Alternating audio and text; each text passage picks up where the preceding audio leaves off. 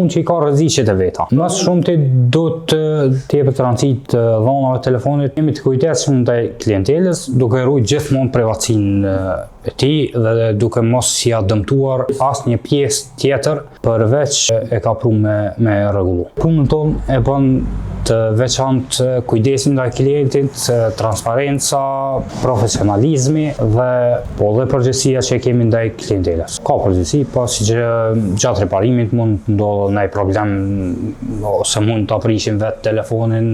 Në maksimum mundohemi të rrim qarshim mështerisë dhe ta bëjmë punën ashtu siç duhet.